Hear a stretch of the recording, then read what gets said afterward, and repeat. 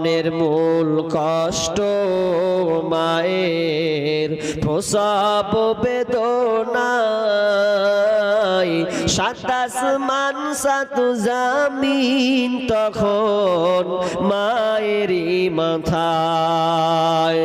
জীবনের মূল কষ্ট মায়ের প্রসব বেদনায়, সাত আসমান সাত জমিন তখন মায়েরই মাথায়। আমার সুন্দর মুখ দেখে মায়ের, আমার সুন্দর মুখ দেখে মায়ের ব্যথা যে যাই ভুলিয়া। ও আমার প্রাণের মা, মা গো মা, কোথায় গেলে মোরে ছাড়িয়া। জনম দুঃখী ইয়াতীম আমি, চাই না কেহ ফিরিয়া। আমি যখন ছিলাম আমার মায়েরই উদরে, চলাফেরা করলেন যে মায় কত কষ্ট করে। আমি যখন ছিলাম আমার মায়েরই উদরে, চলাফেরা করলেন যে মায় কত কষ্ট করে। এমন মাকে কেমনে গামি, এমন মাকে কেমনে গাজি যাব আমি ভুলিয়া। ও আমার প্রাণের মা, মা গো মা, কোথায় গেলে মোরে ছাড়িয়া। জনম দুঃখী ইয়াতীম আমি, চাই না কেহ ফিরিয়া। দুঃখে কষ্টে মায়ের জীবন আমাকে নিয়া, শোধ করিতে পারিব না ঋণ জীবনটা দিয়া। দুঃখে কষ্টে মায়ের জীবন আমাকে নিয়া, শোধ করিতে পারিব না ঋণ জীবনটা দিয়া। ঘুমের মাঝে মাকে দেখে, ঘুমের মাঝে মাকে দেখে কেন্দে কই বুক ভাসাইয়া। ও আমার প্রাণের মা, মা গো মা, কোথায় গেলে মোরে ছাড়িয়া। জনম দুঃখী ইয়াতীম আমি, চাই না কেহ ফিরিয়া। জীবনের মূল কষ্ট মায়ের প্রসব বেদনায়, সাত আসমান সাত জমিন তখন মায়েরই মাথায়। বাপ মা খুব দামি জিনিস। বিষ্ণবী বলছেন তোমার বাপ মা হচ্ছে জান্নাত এবং জাহান্নাম। কলা জান্নাতুকা ওয়া নারুকা, তোমার মা জান্নাত এবং জাহান্নাম। তার মানে যদি তোমার বাপ মায়ের খিদমত তুমি ভালোভাবে করতে পারো, মা বাপকে আনন্দ দিয়ে যাও, তাহলে তোমার জন্য জান্নাত আছে। আর দুঃখে কষ্টে তোমার ব্যবহারে মা যদি অসন্তুষ্ট হয়, তাহলে তোমার জন্য হচ্ছে জাহান্নাম।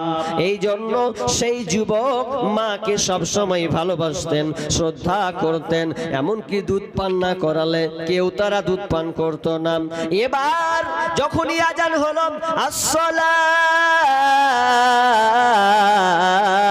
খায়রুম মিনান নাওম, তার মানে আজান সকাল হলো, ডাক পড়লো আল্লাহর। এবার ঘুমটা ভেঙে গেল।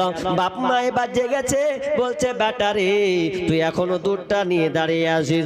বলছে মা আমি আপনার জন্য কখন থেকে দুধটা দাঁড়িয়ে আছি, আমি তোমাকে পান করাবোর জন্য। মা জাগলো, মাকে দুধ পান করালো, আব্বাকে দুধ পান করালো, এরপরে তারা নিজা সন্তান থেকে করালো, তারপরে তারা নিজেরা পান করলো। দিয়ে আমার আল্লাহকে বলছেন, মাবুদ রে, এই কাজটা শুধু তোমাকে ভয় করে করেছি, আর কাউকে নয়। মাবুদ, দয়া করে তুমি আমাদের মাথা থেকে পাথরটাকে সরিয়ে দাও। যেমনই বললো ভালো কাজ, এই ভালো কাজ মায়ের খিদমত করা, আল্লাহর কাছে চাইলো, সঙ্গে সঙ্গে এক ভাগ পাম করে ছড়ে গেল। যেমন চললো, সূর্যের আলো পড়লো, কিরণ এলো, কিন্তু বের হওয়া যে যাবে না, এক ভাগ সরেছে। এবার প্রথম বন্ধু বলছে, আরে ভাই, তোরা কি ভালো কাজ করিস নি, চা আল্লাহর কাছে বিনিময় চা। কি ভালো কাজ? দ্বিতীয় বন্ধু বলছে, ভাই, আমিও জীবনে একটা ভালো কাজ করেছি। আমার কাজ ছিল কুকর্ম, খারাপ কাজ করা। এই খারাপ কাজ করা আমার খুব অভ্যাস ছিল, কিন্তু আমি খারাপ কাজ থেকে ছেড়ে দিয়েছি। কিভাবে সেটা হয়েছে? লোকটি বন্ধু বলছে, আমি এত খারাপ ছিলাম, মেয়েদের প্রতি আমি এতটা আকৃষ্ট ছিলাম। আমার একটা খালাতো বোন ছিল, ওই খালাতো বোনটা দেখতে এত সুন্দরী ছিল, এত অপূর্ব তার চেহারা, আমি তার চেহারা দেখে আমি পাগল হয়ে গিয়েছিলাম। আমি তাকে প্রস্তাব দিলাম, প্রেমের প্রস্তাব। ও বোন রে, তুই আমার সঙ্গে কি আমার মনের বাসনাটা কি তুই মেটাতে পারবি না? তোর সঙ্গে আমার গোপনে কিছু কথা হবে, তোর সঙ্গে আমার আদান প্রদান হবে, মিলন হবে, তোর শরীরটা কি আমাকে দিবি কি না বল। এবার খালাতো বোন বলছে, ভাই রে, খবরদার নোংরা কথা বলো না, এটা আমি তোমার সঙ্গে এই অন্যায় কাজ করতে পারি না, বরং আমি আল্লাহকে ভয় করি। এটা আমার স্বামীর জন্য আমি হেফাজতে রেখেছি, একমাত্র আমার স্বামীর অধিকার, আমি যে না ব্যভিচারে লিপ্ত হতে চাই না। খালাতো ভাই বলছে, কবে পাবো, কবে পাবো, কি করে ফুসলাবো ওকে? এখন ফুসলাবেও, ফুসলে ওর সঙ্গে শারীরিক সম্পর্ক করবে, কিন্তু কোনো পথ খুঁজে পাই না।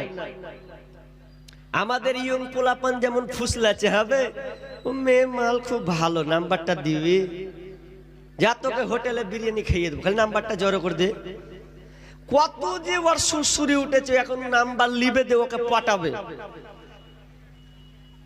নাম্বার যতক্ষণ পর্যন্ত না লিবে, আর ততক্ষণ পর্যন্ত আর শান্তি নাই যে নাম্বারটা লিব, তারপর কোন কথা আছে। মাথায় খারাপ। এবার নাম্বারটা কি করে লিব? তো বলছে যে নাম্বার কি করে লিবি? তো ওর একটা খালাতো বহিন আহে, বুঝলি, ওর সঙ্গে আমার সম্পর্ক আছে, ওয়াকিতে কাজ হয়নি। তখন ওর সঙ্গে লিঙ্ক লাগিয়ে বলছে, হ্যাঁ তোর ওটা বান্ধবী হয়, সিউটি তোর কে হয়? বলছে বান্ধবী। তো ওর নাম্বারটা তোর কাছে আছে? বলছে নেই, মানে আছে। তো দিবি? নিয়ে নিল।